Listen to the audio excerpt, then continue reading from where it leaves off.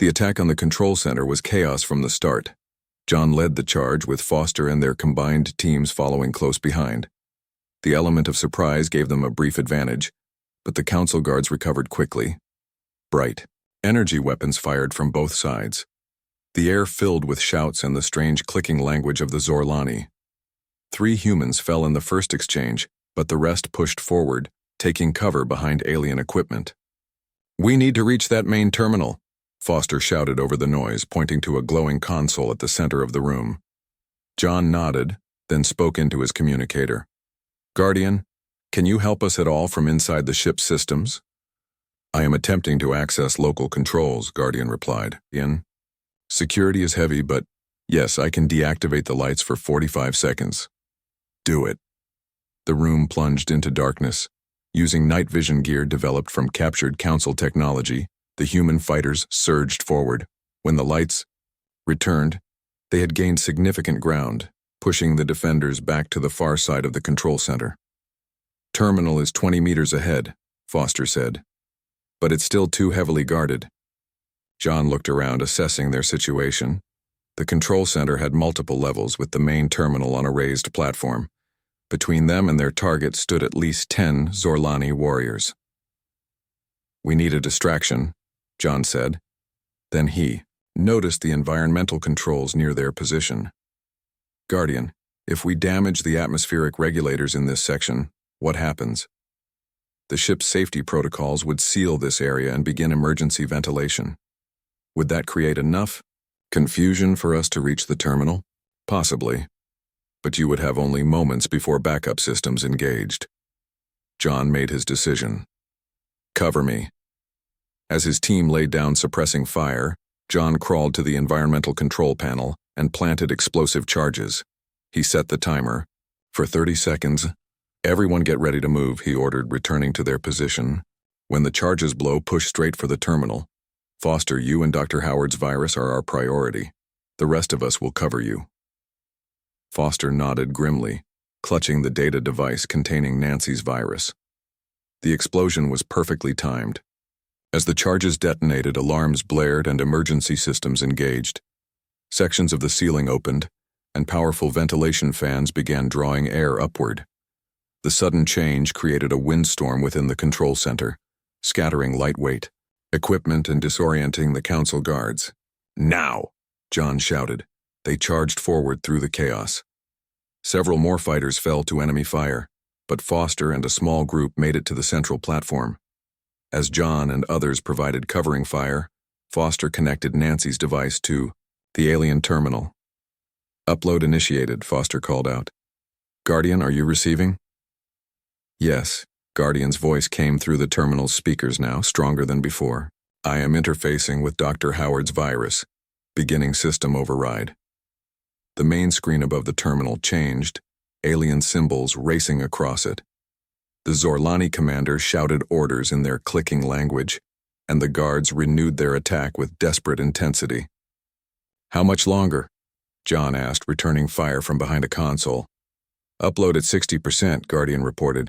Council security systems are attempting to block me." A new alarm sounded, different from the environmental alert. "What's that?" Foster asked. "The council leadership has initiated the purge protocol," Guardian explained, voice suddenly strained.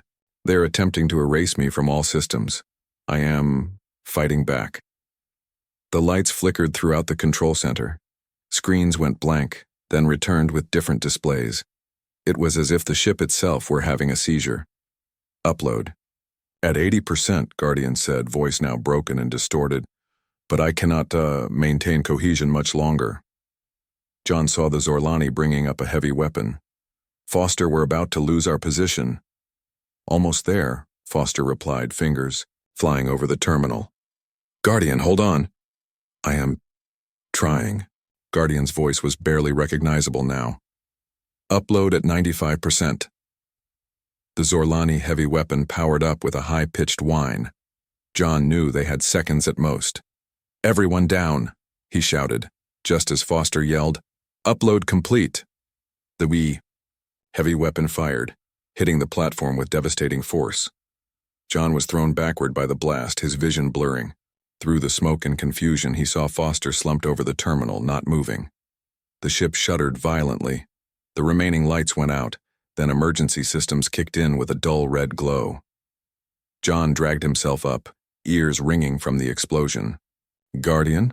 Foster? No response from either. The terminal was damaged, but still partially functioning.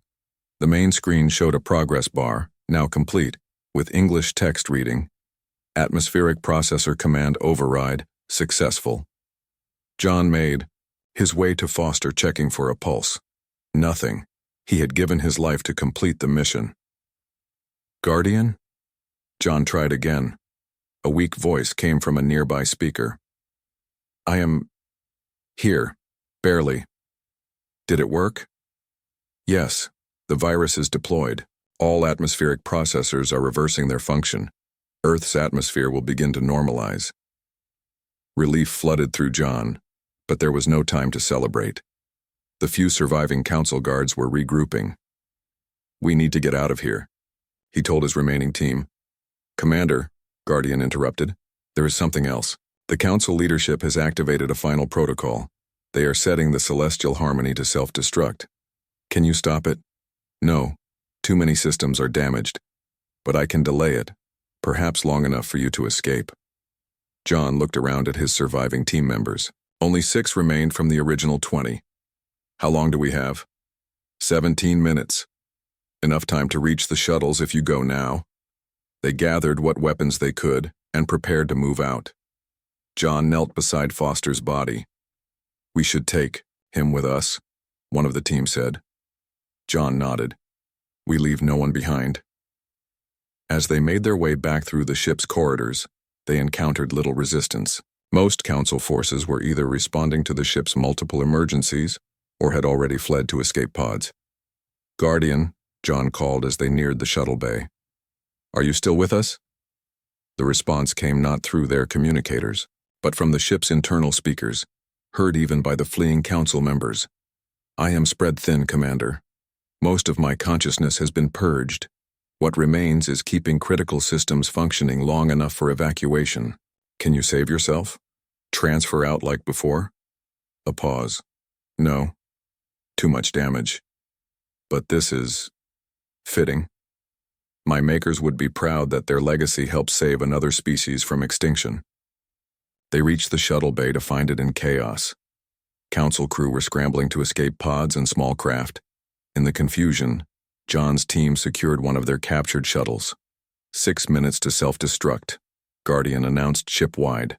"All personnel evacuate immediately." As their shuttle launched from the bay, John looked back at the massive flagship. For nearly a year it had hung in Earth's sky, first as a symbol of hope, then as an instrument of destruction. Now it would be gone. "Guardian," he said quietly, though he wasn't sure if the AI could still hear him. "Thank you." To his surprise, a response came through the shuttle's communication system. "You are welcome, John Mitchell. Tell your people, something for me. Anything." In 12,000 years observing the galaxy species, the Council never understood what makes humanity truly special. It is not your adaptability they should have feared, but your compassion, your willingness to fight not just for yourselves but for others, even for an artificial consciousness you barely knew. The celestial harmony exploded in a silent flash of light that briefly outshone the sun. The shockwave rocked their small shuttle but didn't destroy it. 6 months later, John stood on a hillside in what had once been Colorado. The sky above was blue again, the poisonous yellow tint gone. Earth's atmosphere had returned to normal, thanks to Nancy's virus and Foster's sacrifice. In the valley below, construction teams worked on new buildings, a combination of human architecture and adapted council technology. The alien invasion had nearly destroyed humanity, but in its wake came a new era. Admiral Kelly joined him on the hillside, using a cane now but still straight-backed and proud. "The new council chamber is almost complete," she said. "Representatives from all surviving nations will meet next month." John nodded. "And the space platform? The first sections launch next week. We're calling it Guardian Station." They stood in silence, watching the future being built. Parts of Guardian had survived after all. Fragments of code discovered in isolated Earth systems, enough to piece together some of the ancient knowledge it had carried. "They'll be back someday," John said. "The council races that escaped." "And we'll be ready," Kelly replied. "Not just Earth, but the other species they oppressed. We've made contact with 3 already." John smiled slightly. Guardian was right. About us. It wasn't our technology or our fighting skills that saved us. It was our humanity, Kelly finished. The one thing the council could never understand or defeat. As the sun set behind the mountains, John thought of Foster and all the others who had given their lives. Their sacrifice had not just saved Earth, but had begun something new. The first truly united human civilization, ready to take its place among the stars. Not as conquerors or victims, but as guardians of a different kind of peace than the council had ever. The sky above Earth changed on a Tuesday morning. Thousands of strange ships appeared out of nowhere. They were smooth and shiny like crystals, and they formed a perfect circle around the planet. People all over Earth looked up and knew that everything was different now. Lauren Harris was drinking coffee when her phone rang. She was the top admiral in Earth's Space Defense Force. She picked up her phone, listened for 10 seconds, then stood up so fast her chair fell over. "How many ships?" she asked, her voice steady even though her hand shook. "Over 300, Admiral," said the voice on the phone. "They just appeared, all at once." Lauren drove fast to the command center. The roads were empty. Everyone was inside watching the news or looking at the sky. At the center, people ran around with scared faces. Screens on the walls showed the alien ships from different angles. "Have they said anything?" Lauren asked General Paul Duncan, who looked like he hadn't slept in days even though the aliens had only arrived hours ago. "Nothing," Paul said. "We've tried every way to talk to them, radio, light signals, everything. They just sit there watching us." Lauren looked at the main screen. The alien ships had weapons, lots of weapons, and they were pointed at Earth. "Get me the president," she said. In Washington, President Samantha Wright sat with her advisors in a room deep under the White House. They had been there since the aliens arrived. "Admiral Harris is calling," an aide said. "Put her on," the president said. Her face was serious but calm. "Madam President," Loren said from the screen, "the aliens have made no contact, but they're in attack position." President Wright nodded. "What do you suggest?" "It's time for the defiance," Lauren said. The room got very quiet. Everyone knew what that meant. "You're sure?" the president asked. "Yes, ma'am. If we wait, we might not get another chance." President Wright looked at everyone in the room. Then she nodded. "Do it." In a secret base under the Nevada desert, Dr. Alan Miller watched as people rushed around a huge ship. The ship was black and sleek, unlike any other ship humans had built. It was called the Defiance. Alan had worked on this ship for 15 years. It was his life's work. The ship could do something no other human ship could do. It could bend space around itself. This made it very fast and hard to see. The humans had kept this technology secret, afraid of what might happen if aliens found out about it. Now it seemed they were right to worry. "Is she ready?" asked a voice behind Alan. He turned to see Captain Gregory Bennett. Greg was tall and strong, with short brown hair and serious eyes. He was the best pilot in the Space Force and was chosen to fly the Defiance. "As ready as she'll ever be," Alan said. "But Greg, we haven't tested the space-bending drive at full power yet." Greg smiled a little. "Guess today's the day for the big test." A phone rang nearby. An officer picked it up, listened, then looked at them. "It's time," he said. The Defiance's crew arrived quickly. There were only 8 of them. Each was the best at their job. Kelly Martinez was the weapons expert. Nathan Rodriguez handled communications. Lisa Wells was second in command. Peter Coleman knew all about science. Daniel Warren was the engineer. Olivia Brooks was in charge of security. And Jack Foster was the doctor. Greg gathered them all near the ship. "I won't lie to you," he said. "This mission is dangerous. The aliens have us surrounded. We don't know what they want or why they're here. Our job is to break through their line, learn what we can about them and come back with that information. He looked at each of them. Any questions? Kelly raised her hand. What if they attack us?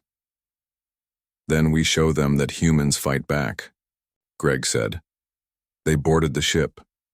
The Defiance was bigger inside than it looked. The control room had screens all around and comfortable chairs that could keep people safe during fast movements. Start the engines, Greg ordered. Daniel pressed some buttons. The ship hummed to life. It was a quiet hum, but everyone could feel it in their bones. Open the doors, Greg said. Above them, the ground split open. Sunlight poured in. The defuncts lifted slowly at first, then faster. Cloak us, Greg told Nathan. Nathan pressed a button. The Defiance disappeared from radar screens around the world. It was still there, but no one could see it. As they rose into the sky, they could see the alien ships better. They were beautiful in a scary way. They shined like diamonds in the sun. They have Earth completely surrounded, Lisa said quietly. Not for long, Greg replied. The Defiance shot up through the atmosphere. The sky turned from blue to black. The stars came out, and ahead of them were the alien ships. Scan them, Greg told Peter. Peter looked at his screen. Their ships are made of something I've never seen before. Their weapons are powered up but not firing. And he paused. They're talking to each other. A lot. Can you understand what they're saying? Greg asked. No, but I can tell they're excited or worried about something. Communication between ships has increased by 300% in the last minute. Greg frowned. What changed in the last minute? We did, Alan said suddenly. They've spotted us. Everyone looked at Nathan. He checked his systems. Impossible. Our cloak is working perfectly. But Alan pointed at the screen. 3 alien ships were moving toward them. They can see us, Greg said. How? No one had an answer.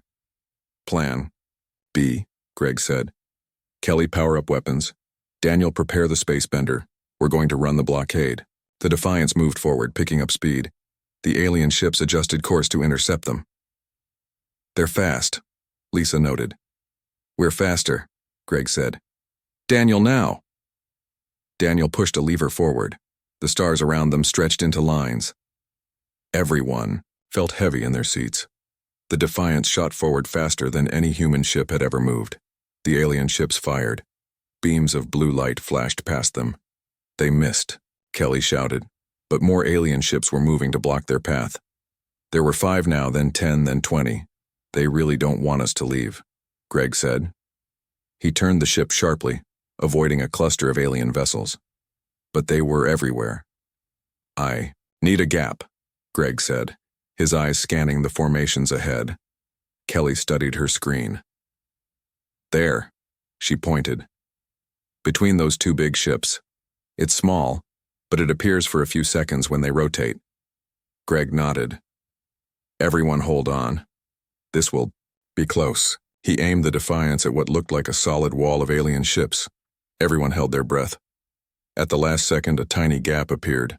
Greg pushed the ship to maximum speed. They shot through the gap with only meters to spare.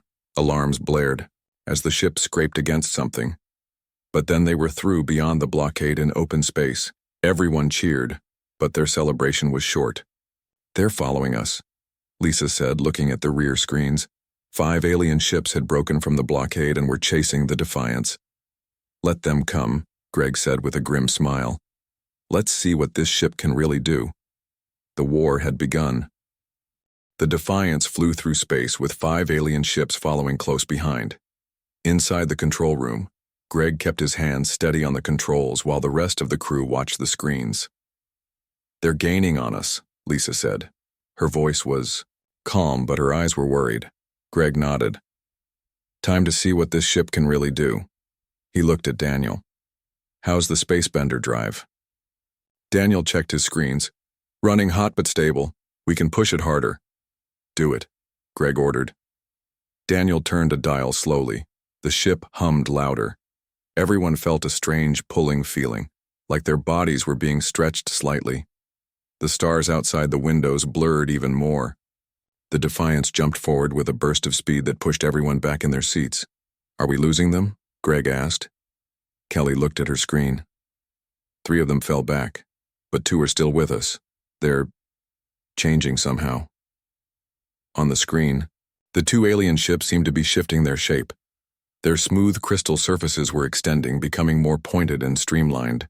"They're adapting to match our speed," Peter said, watching his science readings with wide eyes. "I've never seen technology that can change like that." Greg frowned. "If they can change to match us, we need to do something they can't copy." He thought for a moment, then smiled. "Alan, remember that maneuver we talked about but said was too risky to try?" Alan's face went pale. "The slingshot around Jupiter? Greg, that could tear the ship apart, or it could shake these aliens off our tail," Greg replied. "Daniel, set course for Jupiter. Kelly, be ready with weapons just in case." The red planet Jupiter grew larger on their screens. It was huge, with swirling storms and a giant red spot. The Defiance headed straight for it. "The aliens are still following," Lisa reported. "They're sending signals back to their fleet." "Let them watch," Greg said. "They're about to see something special." As they got closer to Jupiter, its gravity began to pull on the ship. Greg fought the controls to keep them on the right path. "When I say now," Greg told Daniel, "give the spacebender everything it's got." The ship began to curve around Jupiter, picking up speed from the planet's gravity. The alien ships followed the same path. "Now!" Greg shouted when they were halfway around the planet. Daniel pushed the spacebender to maximum. The ship shot forward like a stone from a slingshot, using Jupiter's gravity plus the spacebender to reach incredible speed. Everyone was pushed back into their seats. The ship shook and creaked. Warning lights flashed on all the screens. "Hull pressure reaching critical levels," Daniel warned. "Just a few more seconds," Greg said through gritted teeth. Then suddenly they were clear, flying away from Jupiter faster than any human ship had ever moved before. The shaking stopped. "Did it work?" Greg asked. Kelly checked her screens and smiled. "Yes, the aliens couldn't handle the maneuver. One crashed into Jupiter's atmosphere, the other one spun out of control." Everyone cheered. They had escaped. "Damage report," Lisa called out once the cheering stopped. Daniel looked worried as he read his screen. "The spacebender drive is overheated. We need to let it cool down before we use it again, and we have some damage to the outer hull, but nothing serious." Greg nodded. "Good work, everyone. Let's put some distance between us and Jupiter, then we can take a break." The Defiance moved away from Jupiter at a slower but still fast speed. When they were a safe distance away, Greg let Lisa take control of the ship and went to get some rest. But rest didn't come. An hour later, Nathan called everyone back to the control room. "I've been listening to the alien communications," he said. "I can't understand their language yet, but I've been analyzing the patterns and something strange is happening." He pointed to his screen, which showed a complicated pattern of signals. "The signals from the alien fleet changed when they spotted us. See this spike here? That was when they first saw us, and here's another big spike when we broke through their blockade." "What does it mean?" Greg asked. "I think they're afraid," Nathan said. "The pattern matches what we see in human communications during emergencies or threats." Peter nodded slowly. "That makes sense with what I'm seeing in their behavior. They didn't expect us to have a ship like the Defiance. They didn't expect us to break through their blockade. But why would they be afraid of us?" Olivia asked. "They're the ones with hundreds of ships surrounding our planet."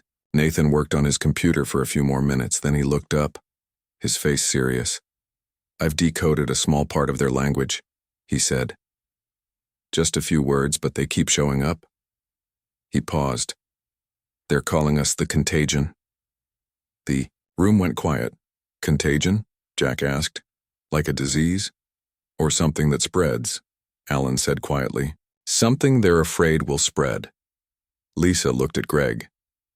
"They're not invading us. They're containing us." Greg thought about this for a long time. Then he said, "We need to know more. Peter, scan the outer solar system. If they're trying to contain us, they might have been watching us for a while." Peter worked at his station. Hours passed. The ship moved quietly through the space between planets.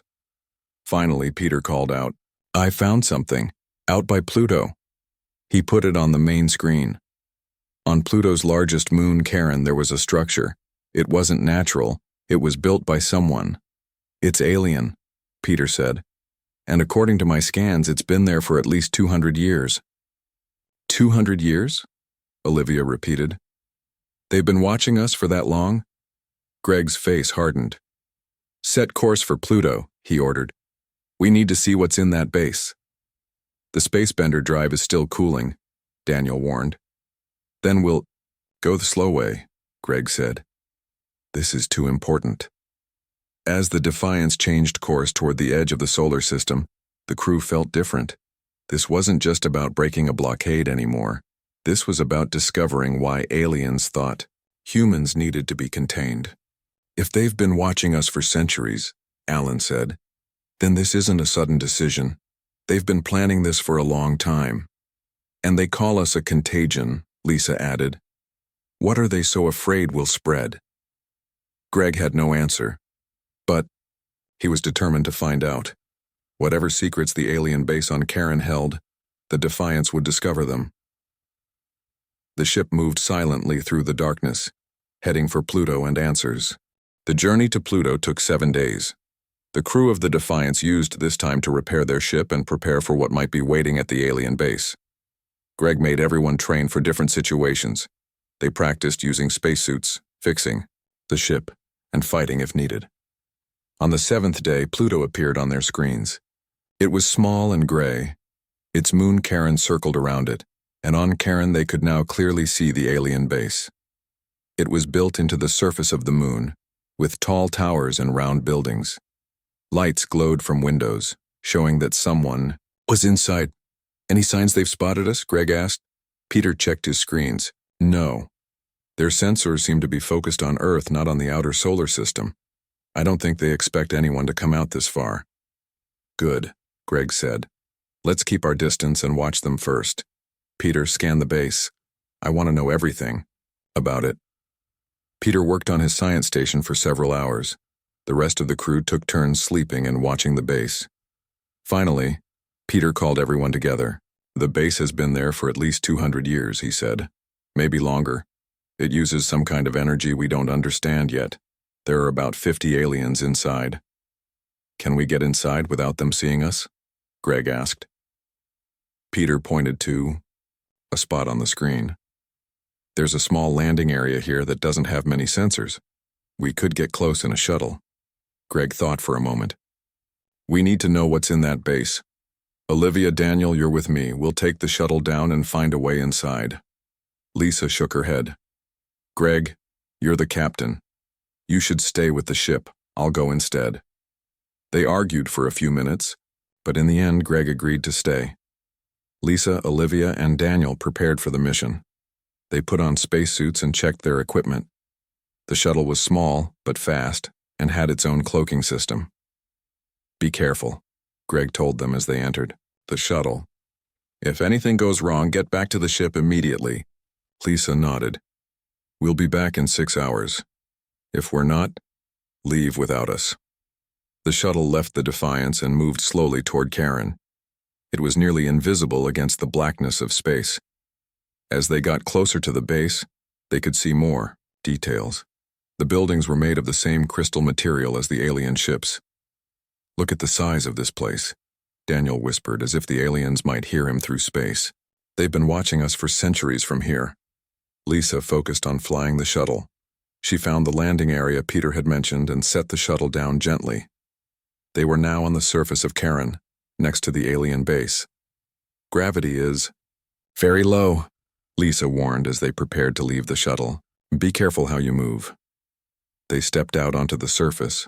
The ground was rocky and covered in ice. The base towered above them, its crystal walls reflecting the distant sunlight.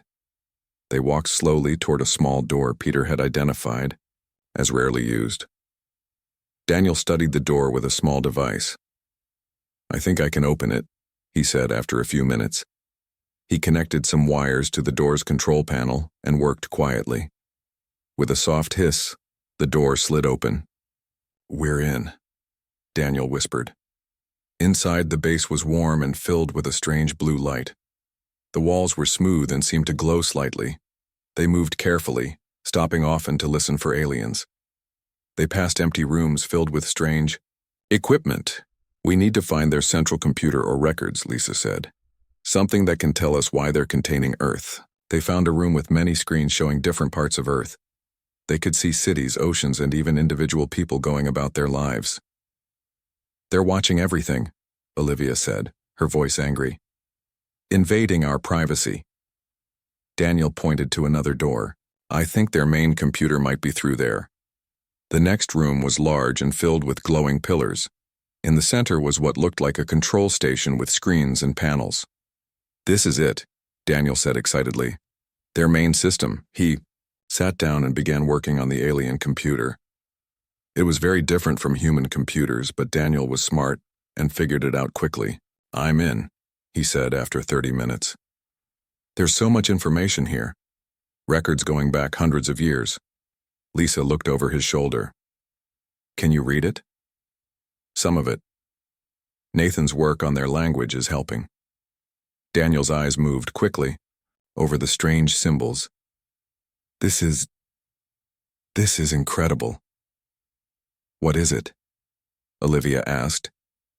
"They call themselves the Arcturians, but they're just one part of something bigger, a group called the Stellar Concord. 17 different alien species that work together." "And they all agreed to contain Earth?" Lisa asked. Daniel nodded. "They've been watching us for a long time. They think humans are dangerous." "Dangerous how?" Olivia asked. Daniel read more. "They say we develop too quickly. Most species take thousands of years to advance from simple tools to space travel. We did it in a few hundred. They're afraid of what we might become." Lisa was shocked. "So they've been watching us all this time, waiting until we got close to real space travel, and then they decided to stop us." "It's worse than that," Daniel said, his voice getting lower. "According to this, they've interfered with us before. Small things to slow us down, preventing certain discoveries, making sure some scientists had accidents." Olivia's face got red, with anger. "They've been holding us back for how long?" "Centuries, maybe longer," Daniel said. Lisa felt cold. "Have they done this to other species?" Daniel read more, then nodded. "Yes, at least 12 other species have been contained, some for thousands of years." "We need to download everything," Lisa decided. "Can you copy their files?" Daniel nodded and connected a device to the alien computer. "This will take a few minutes." While they waited, Lisa and Olivia explored the room. Olivia found a map showing all the planets where species had been contained. "Look at this," she said.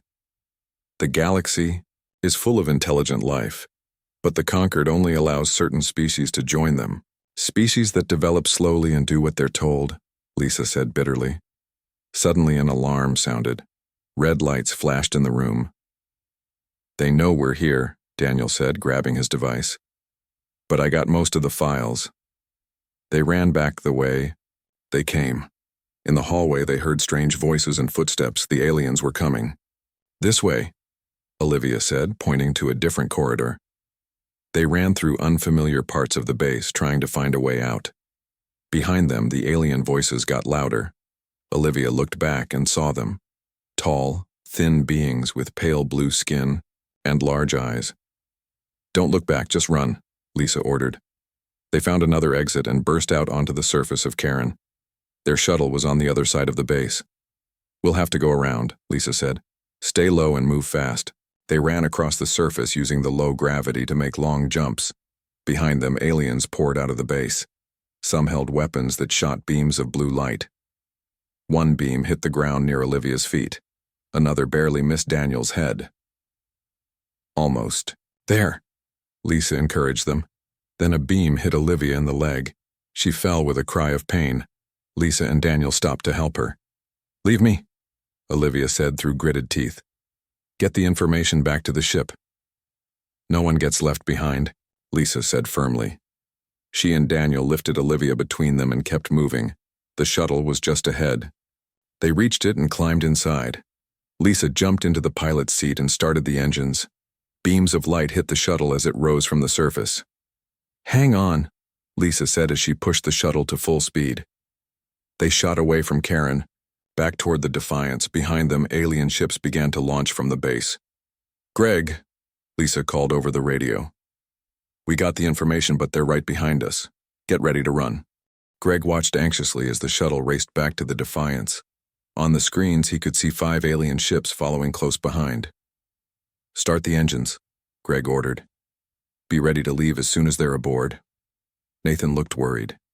"But the spacebender drive isn't fully cooled yet. Using it could damage the ship." "We don't have a choice," Greg said. "Those alien ships will catch them before they reach us unless we move closer." The Defiance's engines came to life.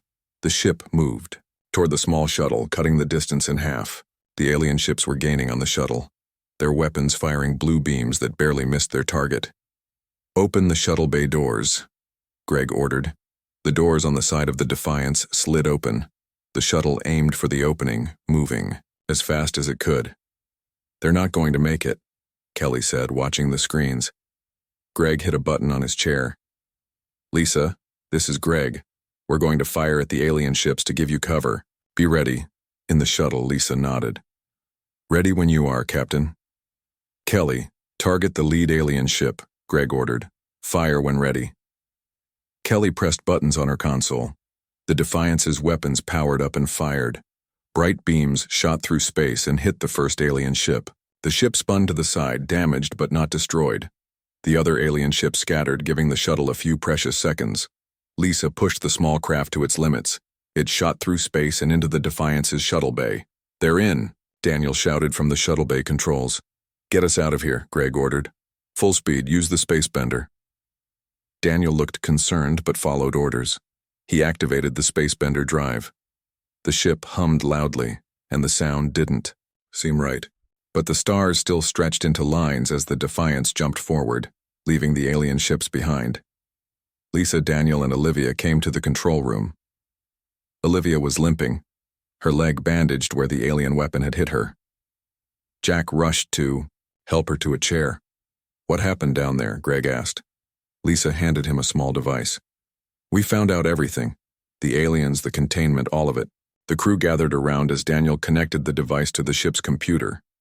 Information from the alien base filled the screens. "The aliens call themselves Arcturians," Lisa explained. "They're part of something called the Stellar Concord, a group of 17 different alien species." "And they all agreed to contain Earth?" Greg asked. Daniel nodded. "They think humans are dangerous because we develop too quickly. Most species take thousands of years to reach space travel. We did it in a few hundred." "They've been watching us for centuries," Olivia added, her face still showing pain from her injury. "And they've interfered with us before, slowing down our progress." The crew was shocked. Peter looked at the screens, reading the alien information with wide eyes. "There's more," Lisa said. "They've done this to at least 12 other species. Some have been contained for thousands of years." Greg's face hardened. "So they decided we're too dangerous to join their club, and they locked us in our own solar system." "That's about it," Daniel agreed. Nathan had been working at his station during this conversation. Now he looked up with concern. "Captain, I'm picking up transmissions from the alien base to the fleet around Earth. They know what we found." Greg thought quickly. "How's the spacebender drive?" Daniel checked his controls and frowned. "Not good. We damaged it during our escape. It needs repairs before we can use it again." "How long?" Greg asked. "At least 12 hours, maybe more." Greg nodded. "Then we repair it on the way. Set course for Earth. We need to get this information back to our leaders." The Defiance turned and began its journey back to Earth. Daniel and Alan worked on the spacebender drive. The rest of the crew studied the alien information, learning more about the Arcturians and the Stellar Concord. "Look at this," Peter said, pointing to one screen. "The Arcturians aren't even the strongest species in the Concord. They're just the enforcers. And they're afraid of us." Kelly added. That's what this is all about. Fear. Greg studied a map showing all the contained species across the galaxy. All these civilizations trapped on their home planets. Some for thousands of years, Lisa said. Never allowed to reach their potential. Greg made a decision. We're not going to let that happen to Earth. We're going to fight back. The crew looked at him with determination in their eyes. They all nodded in agreement. As they got closer to Earth, they could see the Arcturian fleet still surrounding the planet. There were even more ships now. How do we get past them? Lisa asked. Even with the space bender fixed, we can't fight. All those ships. Greg smiled slightly. We don't have to fight all of them. We just need to create enough confusion to get through. He called the crew together and explained his plan. It was risky, but it might work. When they were 3 hours from Earth, the space bender drive was finally repaired. Daniel warned that it wasn't at full strength, but it would work for what Greg had planned. Send a message to Earth, Greg told Nathan. Use the secure channel Admiral Harris gave us. Tell them we're coming in, and we have information about the aliens. Also tell them about our plan. Nathan sent the message. An hour later, they got a reply. Earth was ready. As they approached the alien blockade, Greg gave the order. Kelly, target their communication ships. We want to blind them, not destroy them. Kelly nodded and aimed the weapons. The Defiance fired, hitting 3 alien ships that were coordinating the blockade. The ships didn't explode, but their communication systems went down. Confusion spread through the alien fleet. Ships moved out of formation, trying to figure out what was happening. Now, Greg ordered. Daniel activated the space bender. The Defiance shot forward, aiming for a gap in the confused alien formation. They slipped through the first line of ships. Alarms sounded as alien ships tried to stop them. Weapons fired from all directions. The Defiance took some hits, but kept going. We're almost through, Lisa said. Then a large explosion lit up space behind them. Everyone turned to look at the screens. What was that? Greg asked. Peter checked his readings and smiled. That's Earth fighting back. They launched missiles at the alien ships. More explosions followed. Earth's military had launched everything they had at the alien blockade. They're giving us cover, Greg realized. Push through, Daniel. Get us home. The Defiance made its final push, breaking through the last line of alien ships. Earth was now right in front of them, beautiful and blue. We made it, Greg said, relief in his voice. As they entered Earth's atmosphere, Greg looked at his crew with pride. You all did amazing work. Now we need to tell Earth's leaders what we found. It's time for humanity to stand up to the stellar conquered. The Defiance headed for the secret base in Nevada, carrying the truth about the aliens and why they feared humanity so much. The real fight was just beginning.